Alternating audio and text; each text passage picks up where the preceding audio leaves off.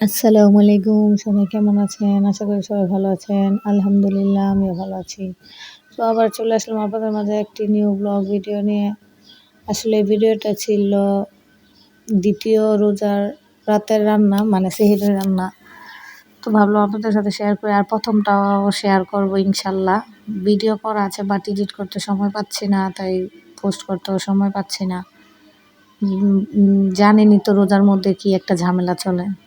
তো যাই হোক, আস্তে আস্তে আমি রান্না রান্না করছিলাম সেহরির জন্য। তো ওই জায়গার মধ্যে গ্যাসটা খুবই কম ছিল। তারপরে দেখি যে মাংস ভাজতে যাইয়া পানি উঠে গেছে। তারপরে কারেন্টের চুলার মধ্যে বসায় দিই। তো কারেন্টের চুলায় মাংস ভাজা হয়ে গেলে আবার দেখি মাঝখান দিয়ে গ্যাস চলে আসছে, তো আবার গ্যাসে বসাই। এরকম ভাবে করতে করতেই বেশি অর্ধেক সময় চলে গেছে। গ্যাস এই অনেক বেশি, আবার এই কম। আসলে রোজার মাসটা অনেক রহমতের একটা দিন। তারপর অনেক মানুষের কাছে অনেক অনেক ভাবে চলে। এই মুখে অনেক বলতে পারে, অনেকে বলতে পারে না। তো আসলে এই রমজান মাসটা আমাদের বাংলাদেশ এমন একটা দেশ, কি বলবো, মানে এই বাংলাদেশের আমি একজন জনসংখ্যা যে, তো আমার বলতেও লজ্জা করে। কারণ বাংলাদেশের মধ্যে আসলে রোজা নিয়ে একটা ব্যবসা চলে মুসলমানদের জন্য। অন্যান্য দেশে মুসলমানদের জন্য সব কিছু কমিয়ে দেওয়া হয় রোজার মধ্যে, বাট আমি দেখলাম যে বাংলাদেশের মধ্যে কমানো তো দূরে থাক, সব কিছুই বাড়িয়ে দেয়। মধ্যবিত্তরা, গরিবরা যে একটা জিনিস খাবে সেটা চেয়েও খাইতে পারে না, মানে মন চাইলেও যে সেটা আত্মাকে দিতে পারে না। এই প্রথম ১০ দিন মনে করেন ধুম, লেবু, খেজুর আর তরমুজের ব্যবসা করবে। তরমুজ ব্যবসায়ীরা, লেবু ব্যবসায়ীরা অনেক দাম।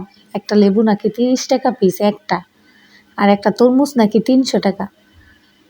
তো আর কি বলবো, বলতেও লজ্জা লাগে। তারপর আবার এই যে দ্বিতীয় ১০ দিন, সেটা যাবে পোশাক ব্যবসায়ীদের।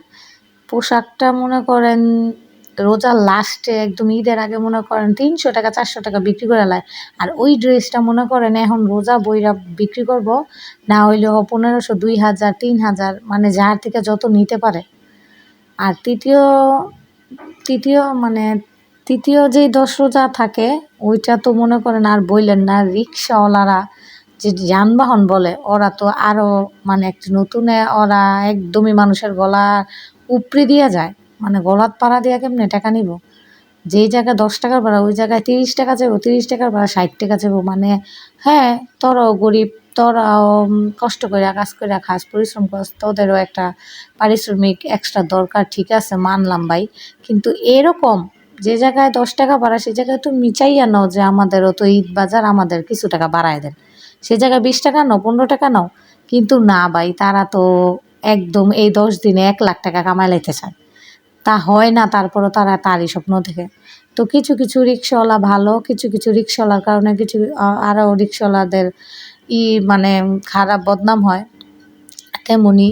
আর এটাই বাস্তব যে এই রোজা নিয়ে ব্যবসা চলে। আর অন্যান্য দেশে সৌদি আরব দেখি যে রোজা রমজানের মাসে সব কিছুর দাম যেগুলো আর কি রোজার মধ্যে লাগে সেগুলা একদম কমিয়ে দেওয়া হয়, যাতে রিজনেবল প্রাইসের মধ্যেই মানুষ সবটা নিয়ে খাইতে পারে, রোজা রাখতে পারে।